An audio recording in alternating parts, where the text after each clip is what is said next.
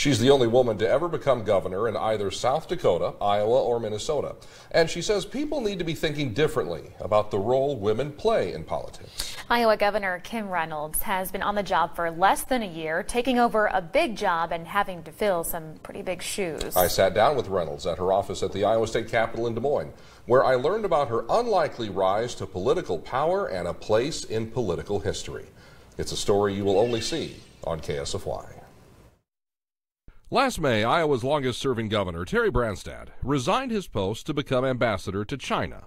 But sometimes we're called to serve in ways that we never imagined. Just minutes later, his lieutenant governor of 6 years, Kim Reynolds, was sworn in as Iowa's 43rd governor. I didn't set out to become a politician or an elected official. Before becoming lieutenant governor, Reynolds had served 22 months in the Iowa Senate. Before that, she was a county auditor. And before all that, she lived a life that never included the idea of making political history. I wanted to be at home with the girls, but, you know, we had a hard time making ends meet. Early on, Reynolds' focus was on being a wife and a stay-at-home mom to 3 girls. But it became clear another income would be needed. So Reynolds worked nights and weekends as a checkout clerk for Hy-Vee. And in the back of her mind, a goal to earn a 4-year degree. I continued to take community college classes while working nights and weekends, and I did that throughout my career. And it was in the midst of raising a family and trying to earn a degree that she would run for the Iowa Senate and win.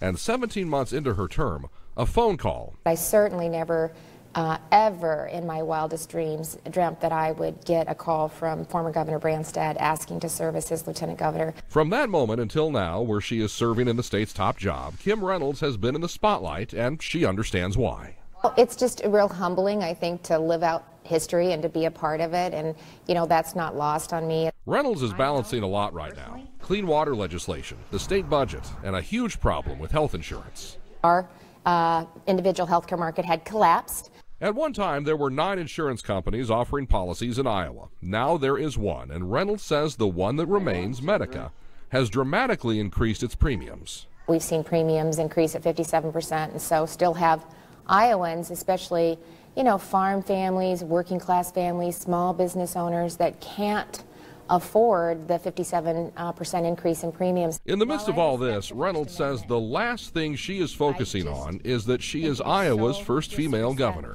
She says the idea of women in high-ranking political roles needs to be seen as something normal, not something historic. I'm really focused on doing the job at hand, and I think, you know, that'll speak for itself.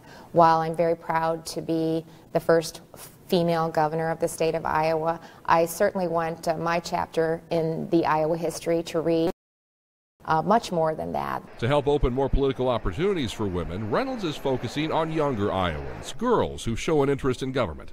She shows them the Capitol, the chambers of the legislature, and then her own office. I bring them up to the office and I set them in the chair and I tell them to dream big because, you know, anything is possible. Remember Kim Reynolds' dream of earning that 4-year college degree? She began working towards that goal in the late 1970s, but always kept it on her to-do list. In 2016, I finally, at the age 57, got my bachelor's degree and was able to walk across the stage at Iowa State University. And when you talk to Reynolds about the idea of a legacy, she says hers would be the idea that persistence really can pay off. If you're really passionate about something or it's important to you, it's never too late. It's never too late to go back to school. It's never too late to change careers if you've got a passion to do something else. And we want to help people, you know, realize that. And sometimes that passion leads you to places you never, ever expected to be.